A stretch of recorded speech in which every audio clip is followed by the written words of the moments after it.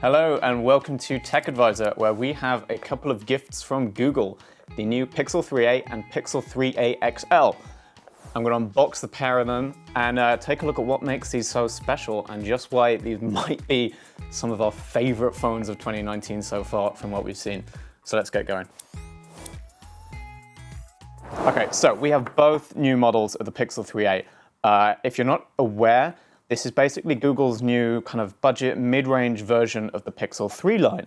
If you're anything like us, that's really exciting because it's kind of like back when they used to do the Nexus phones, which were really nice, affordable, sort of stock Android Google phones. When they switched to Pixel, they went straight up into the sort of, nearly like £1,000, $1,000 pricing. These were like high-end devices. These are much more affordable, but still do everything you want from a Pixel device, including the camera. So we'll look at the regular 3A first. So there we go. Okay. Here we have the Google Pixel 3a. Peel that off.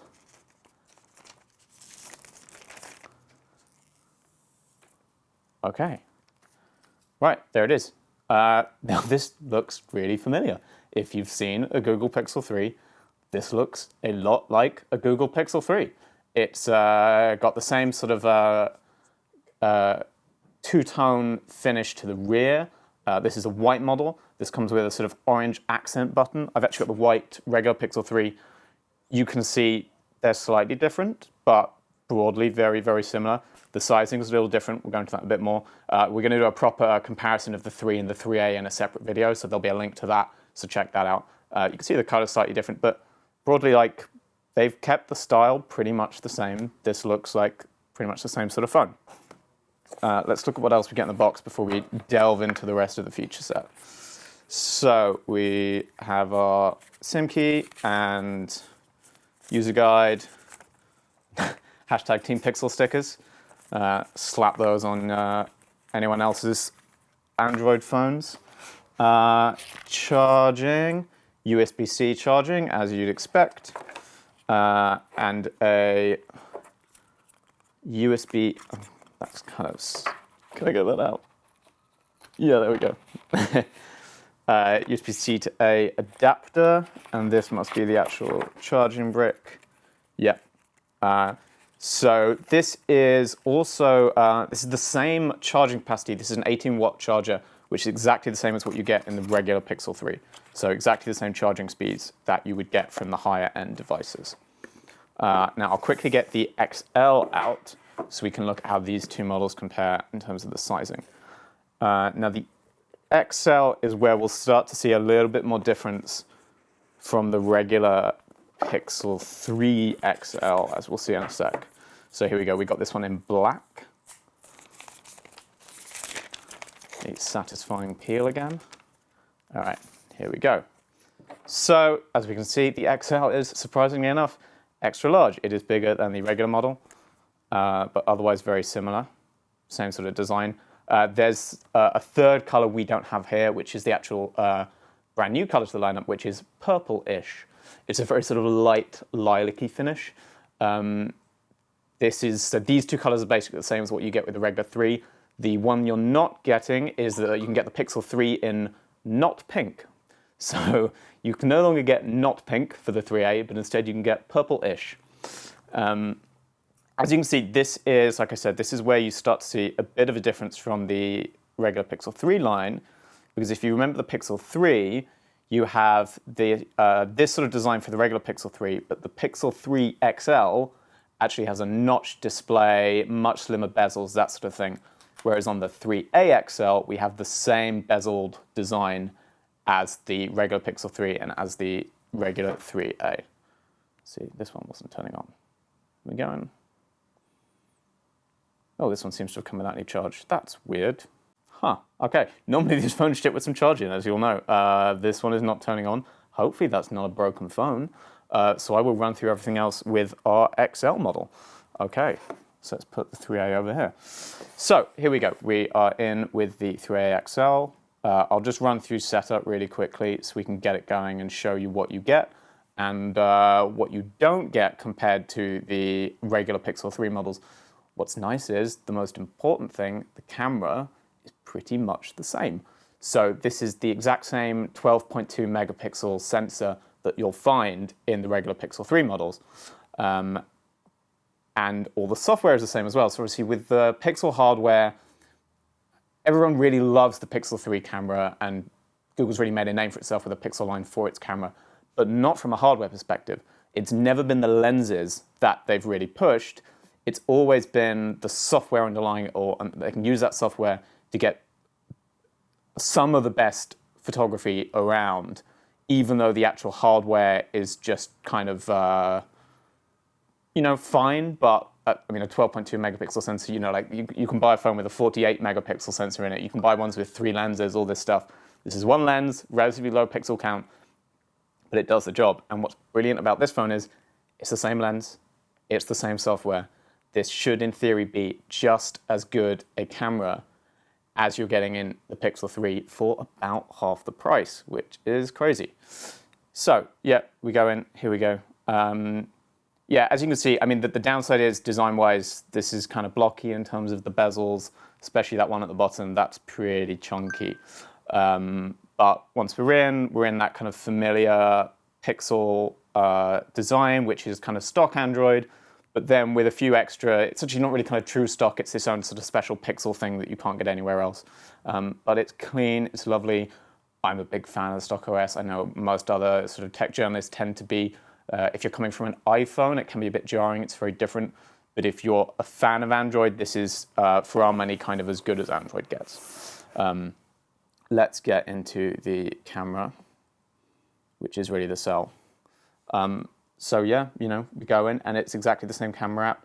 We should be getting exactly the same quality. The other thing we have, can't really show you here because we're in our nicely lit studio space, but night sight is here as well. So that was the sort of dark shooting mode, again, entirely software driven, that Google introduced on the Pixel 3.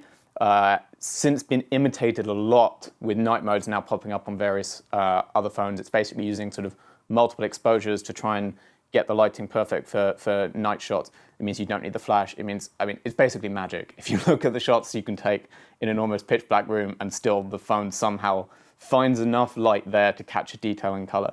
And again, that is here in this phone, even though this phone is, about half the price. The 3A is £399 or dollars. The XL is £469, $479.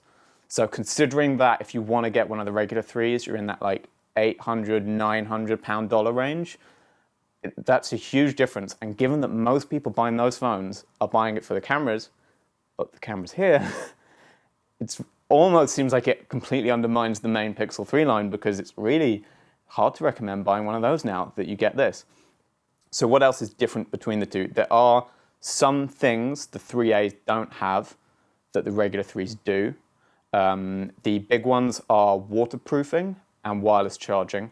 Those are still in that kind of flagship spec space that you aren't going to find on a phone below £500, below $500 by and large, and Google has stuck with that. So you lose those. They're nice to haves. For me, they're not essential. Maybe you're totally used to wireless charging and you can't imagine giving it up. Maybe you're constantly dropping your phone in the bath, so you can't imagine giving up waterproofing. But for most people, probably fine to live without. The other thing you're missing is on cameras. It's one difference, is there's no group selfie cam. So the regular Pixel 3s have 2 selfie lenses. They have a regular one and they have a wide angle for if you want to do group selfies. This just has the one forward-facing camera. So you won't be able to do those sort of big group selfies. But again, it's a nice thing to have. Is it essential? Probably not. One nice thing you get on here you don't on the more expensive phones is a headphone jack. Always nice to see. I think the fact is that the body is ever so slightly thicker on these phones. Maybe that's what's allowed them the space to fit that headphone jack back in. I'm not entirely sure. Either way, it's nice to see. And so again, this might be another reason that actually, for you, this might be a more compelling purchase than the 3, even not taking into account the price, because you get this camera and a headphone jack, which is, the dream.